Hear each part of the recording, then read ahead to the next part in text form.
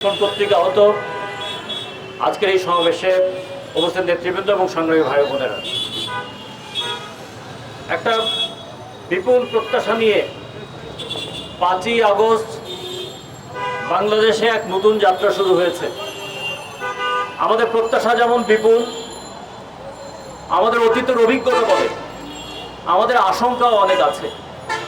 দেয় নাই, সেটা ভাষা আন্দোলন হোক, সেটা ৬২ শিক্ষা আন্দোলন হোক, সেটা ৬৯-এর গণঅভ্যুত্থান হোক, সেটা ৭১-এর মুক্তিযুদ্ধ হোক, সেটা ৯০-এর স্বৈরাচার বিরোধী আন্দোলন, যে আন্দোলনই হোক না কেন, সেখানে শ্রমিকরা জীবন দিয়েছে, আশায় বুক বেঁধেছে এবং আন্দোলনের পর শ্রমিকরা প্রতারিত হয়েছে। শ্রমিকদের জন্য এই রাষ্ট্র যে ব্যবস্থা করেছে তা হলো উৎপাদন করো, উৎপাদন বাড়াও, ভোটের সময় ভোট দাও, বিদেশে গিয়ে রেমিটেন্স পাঠাও, আন্দোলন হলে রক্ত দাও। উৎপাদনের জন্য ঘাম, আন্দোলনের জন্য রক্ত, কিন্তু আন্দোলনের পরে তাদের জীবন বাঁচানোর জন্য ন্যূনতম মজুরির ব্যবস্থা কোনো সরকার করে নাই।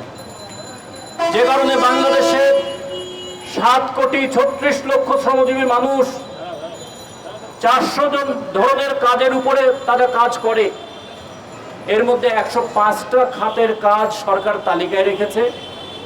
এই যে কাগজ কুড়িয়ে যারা শহর পরিষ্কার রাখে, যারা ময়লা নিয়ে শহর পরিষ্কার রাখে, যারা একদিন কাজ না করলে আমাদের শহর দুর্গন্ধের টিকা যাবে না, সেই মানুষদের কোনো রকমের ন্যূনতম নিরাপত্তা, সেই মানুষদের কোনো ধরনের মর্যাদাকে এই সমাজ দিয়েছে?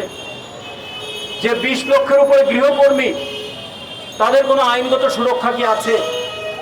যে 16 লক্ষের উপরে প্রাইভেট গাড়ির চালক, তাদের শ্রম আইনে অন্তর্ভুক্ত কি তারা হয়েছে? এই বাংলাদেশে সারা দেশে বেকার এবং হকার পাশাপাশি চলে। কাজ নাই, হকারি করে জীবন নির্বাহ করে। এইরকম 12 থেকে 13 লক্ষ হকার আছে। তাদের শ্রম আইনে তাদের অন্তর্ভুক্তি নাই, তাদের জীবনের নিশ্চয়তা নাই, মানুষ হিসেবে তাদের মর্যাদা নাই। এমনি করে যদি বলি, আমাদের যেগুলো প্রাতিষ্ঠানিক খাত, যে খাতগুলো নিয়ে সবচেয়ে বেশি গর্ব করা হয়, তার মধ্যে যদি আমরা বলি যে আমাদের গার্মেন্টস খাত, 40 লক্ষ শ্রমিক যে খাতের সঙ্গে যুক্ত, পৃথিবীর 29টা দেশ গার্মেন্টস পণ্য রপ্তানি করে। 17 সালের পরে ওষুধ শিল্পে মজুরি নির্ধারণ হয় নাই। আমরা বাংলাদেশে এখন ইস্পাত, আমাদের লৌহ শিল্পের কথা বলি, কিন্তু আপনারা জানেন আমাদের রিরোলিং মিলের শ্রমিকদের দুর্দশা কিরকম। বাংলাদেশে কোনো লোহার খনি নাই, বাংলাদেশের আয়রন পিক এটা উৎপাদন হয় না। ফলে বাংলাদেশকে প্রধানত নির্ভর করতে হয় পুরনো জাহাজ ভেঙে সেখান থেকে লৌহ আহরণ করার দিকে।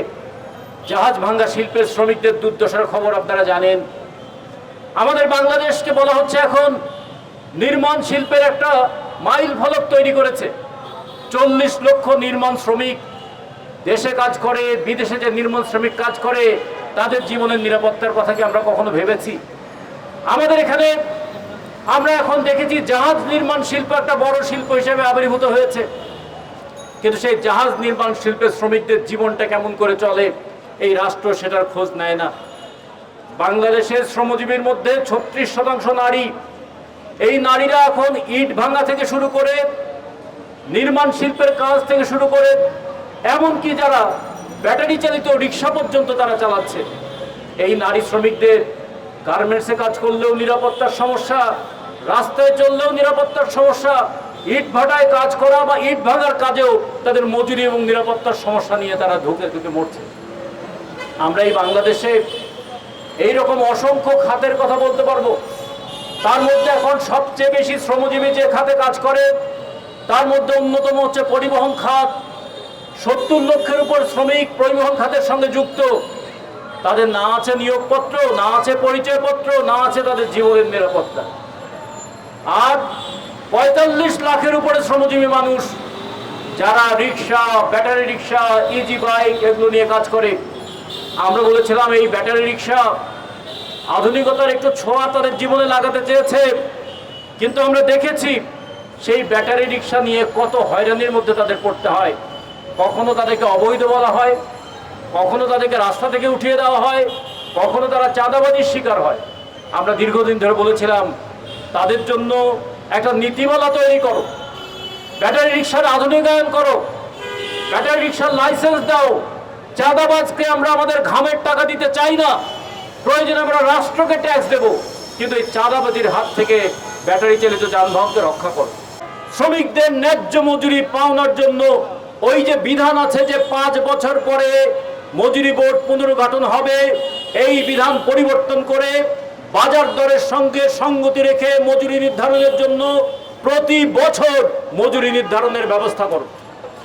যদি ব্যাখ্যা দরকার হয় সমাজতান্ত্রিক শ্রমিক ফ্রন্টের পক্ষ থেকে আইনের ব্যাখ্যা কি হতে পারে, বিচারের ক্ষেত্রে কি ব্যবস্থা হতে পারে, বিধিমালা তৈরি করার ক্ষেত্রে কি করতে হতে পারে, এবং মজুরি নির্ধারণের ক্ষেত্রে মাপকাঠি কি হবে, দুর্ঘটনায় আহত নিহত হলে তার ক্ষতিপূরণের মাপকাঠি কি হবে, সে ব্যাপারে যদি কোনো সহযোগিতা প্রয়োজন হয় আমরা সহযোগিতা করতে প্রস্তুত আছি।